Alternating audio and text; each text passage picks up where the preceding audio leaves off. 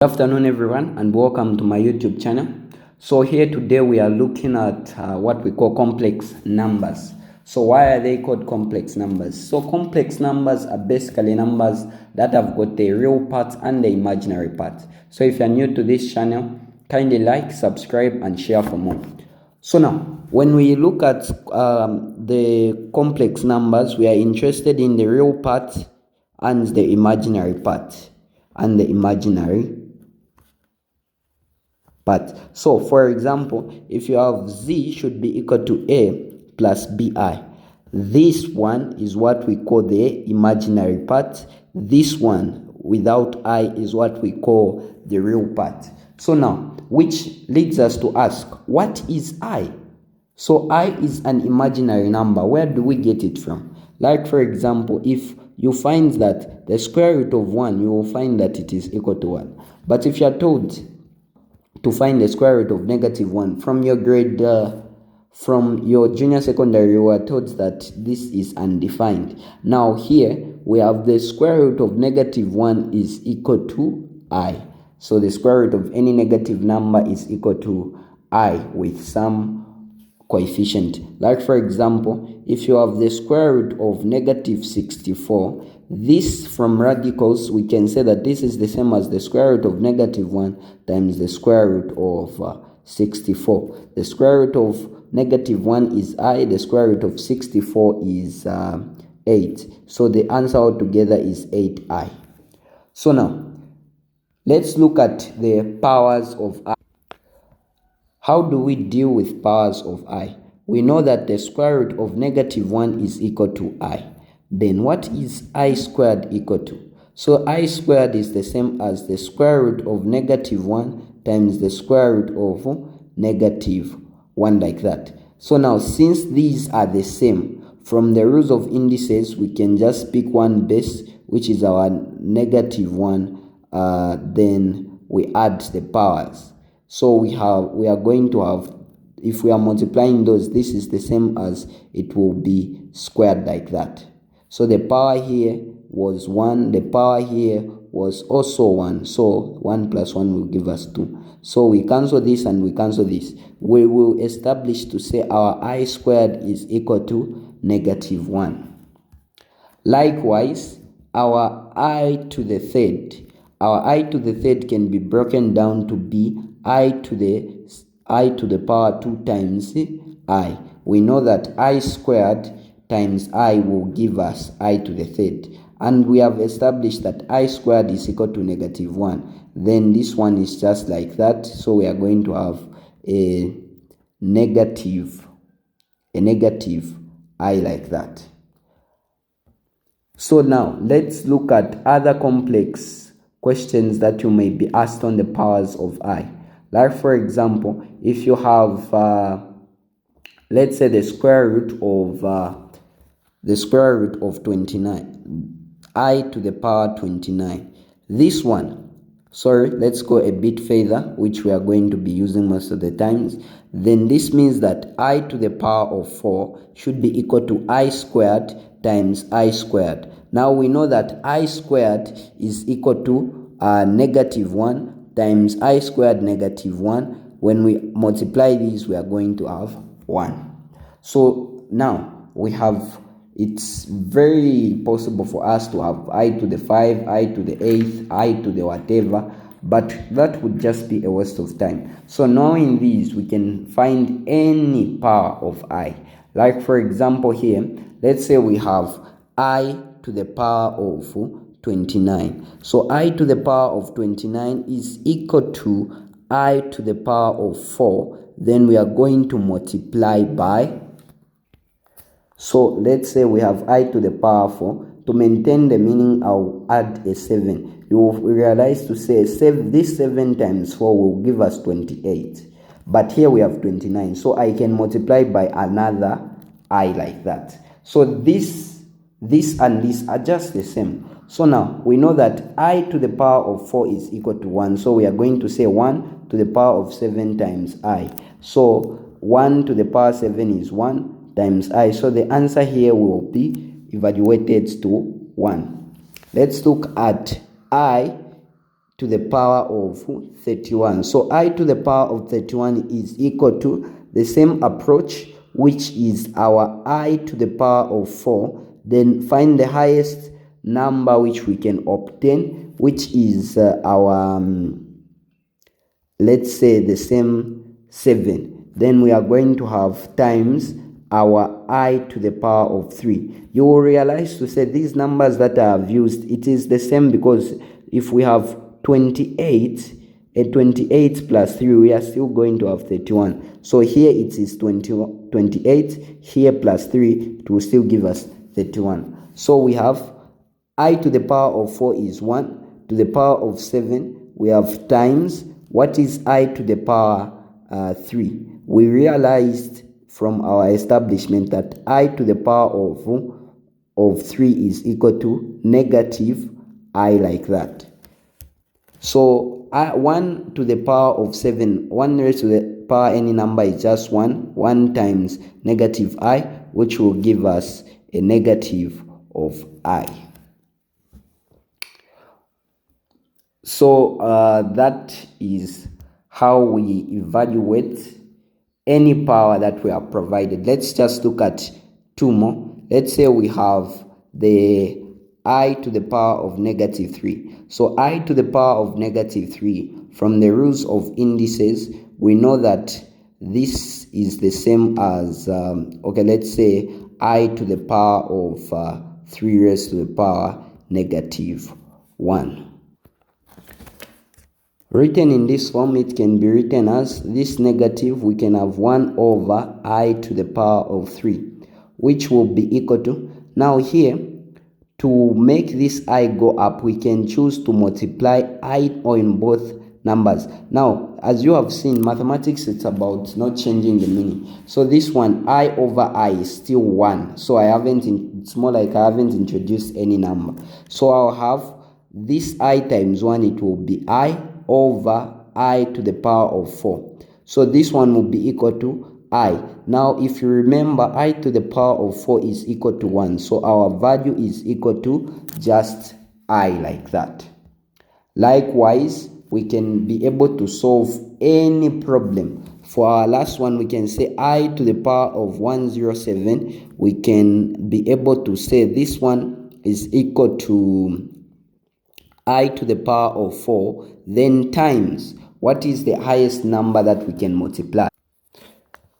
So the closest multiple that we can multiply is 26, because 26 times 4 will give you 104. So 104, then times the remaining from 107, it's a 3. So we have such type of a situation. Now we know that I to the power of 4 is 1 to the power 26 times what is I to the power third? It is equal to negative I.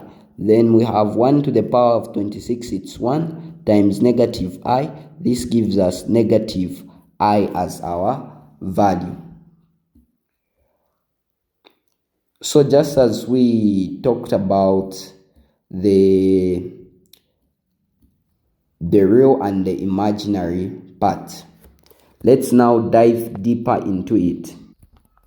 So to identify the real and imaginary number of z, so we have the imaginary number Im of z should be equal to 3. The one connected with I is our imaginary number. Then the real number of z will be equal to negative 7, the one without I. So let's look at the addition and subtraction of complex numbers. So this is a very simple concept.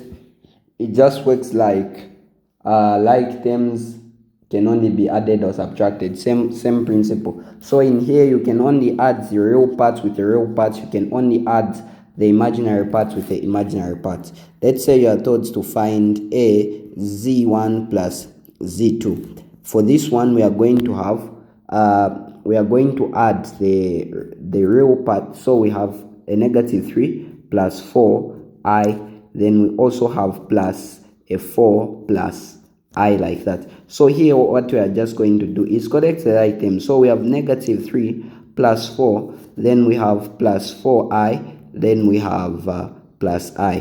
So our result will be equal to 1 plus a 5i like that. So this is z1 plus a z2.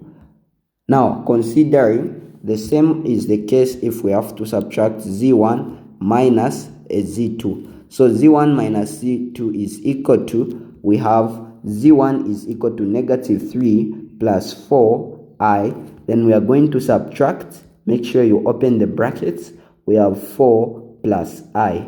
Then we are going to have a negative 3 plus a 4i minus 4 minus I.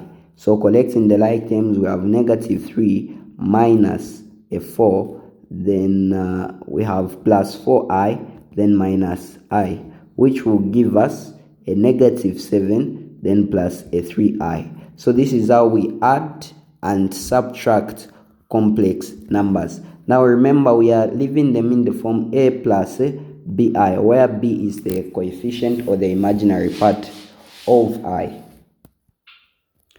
So let's say we are to multiply complex numbers. How do we multiply them? So for example, if we are multiplying z1 times z2, which can be written as z1 z2, should be equal to, we open the brackets, we have 3 plus a 4i, then we also have a 5 minus a 7i like that.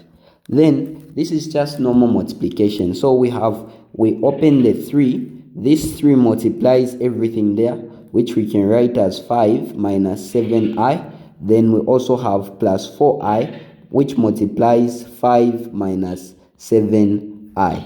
So when you do this, we are going to have 3 by 5, which gives us a 15, 3 by 7, which gives us negative 21i. Then we have 4i times 5, which will give us plus 20i.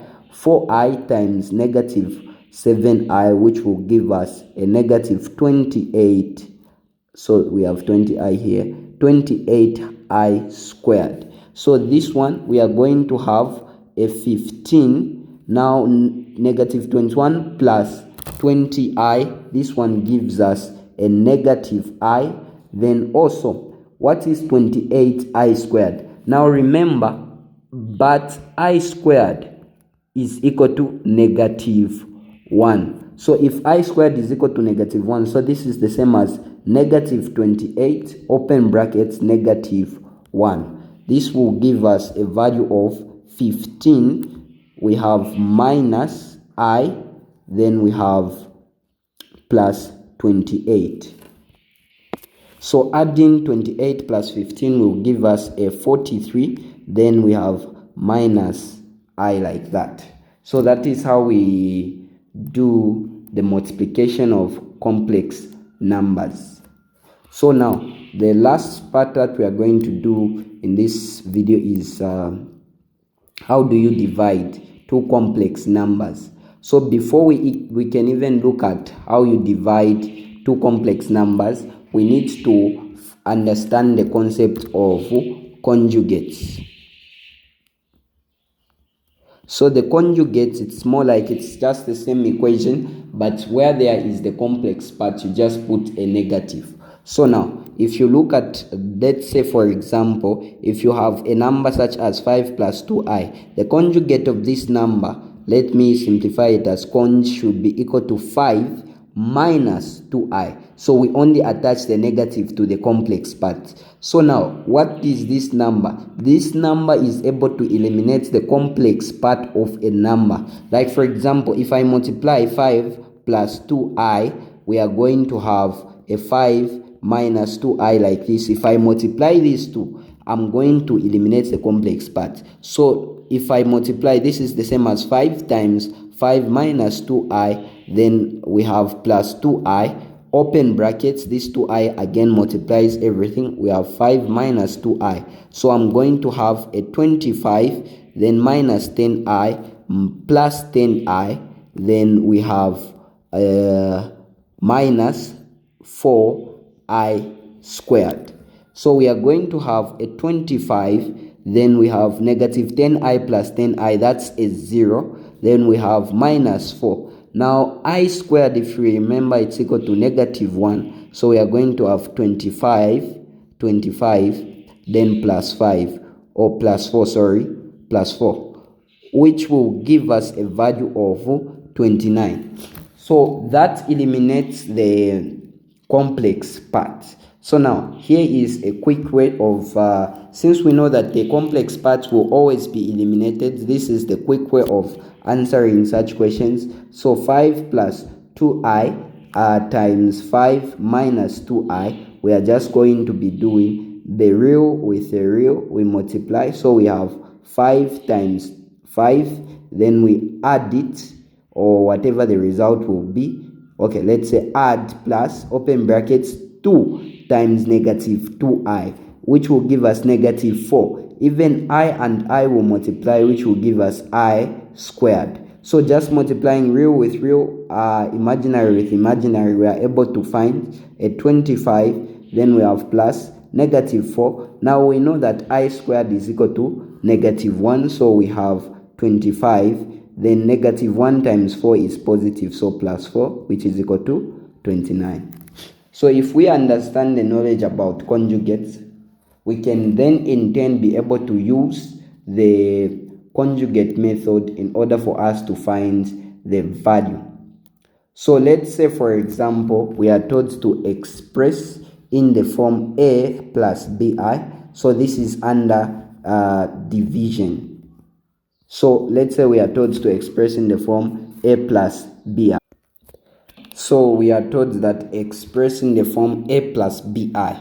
Now we have this one is dividing. So how we divide complex numbers is simply applying the conjugate method to the denominator, because we want to eliminate the denominator in order for us to express in the form a plus bi.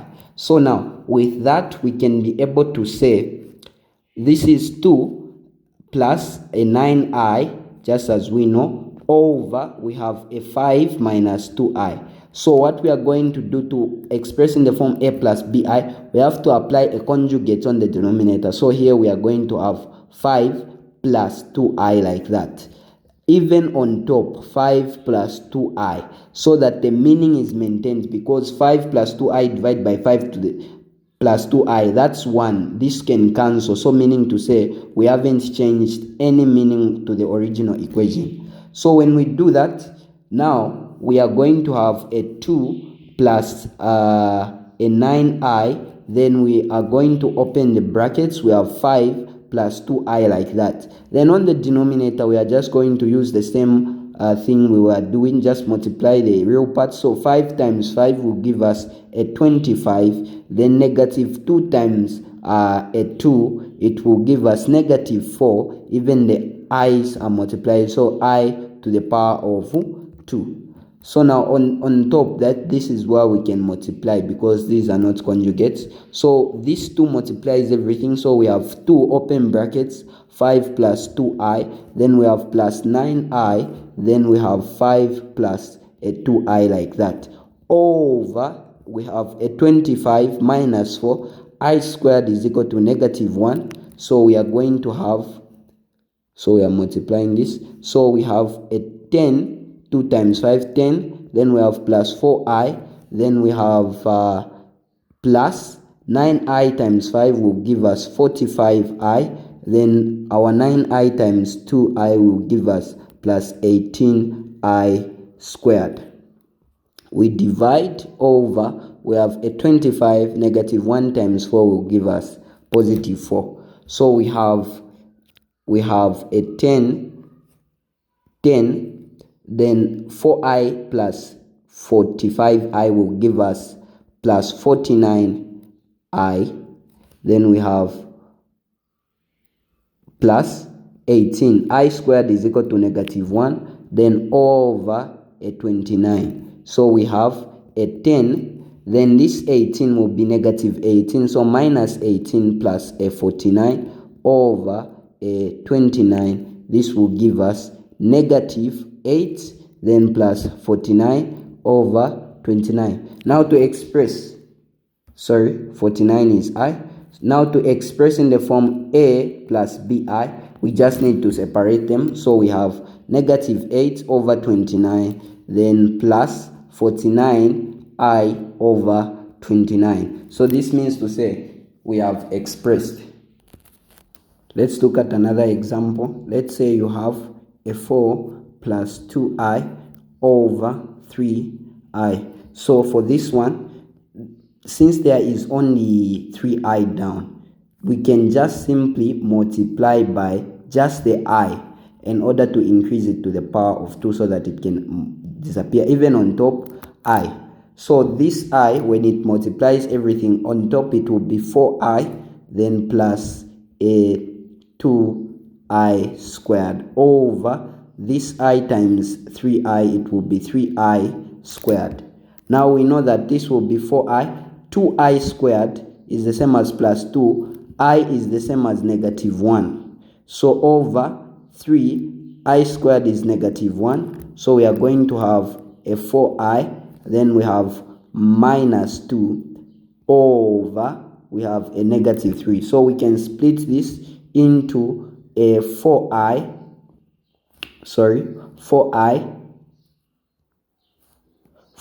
over negative 3 minus 2 over negative 3. So we have, this is the same as this and this will go. So we are going to have positive there. So we have 4I over negative 3, then plus 2 over a 3. So rearranging in the form A plus BI, meaning to say we begin with the real part. So we are going to have 2 over 3, then we have minus 4I over 3. So that is how we do complex numbers. Thank you very much for watching. Hope you would like, subscribe, and share for more.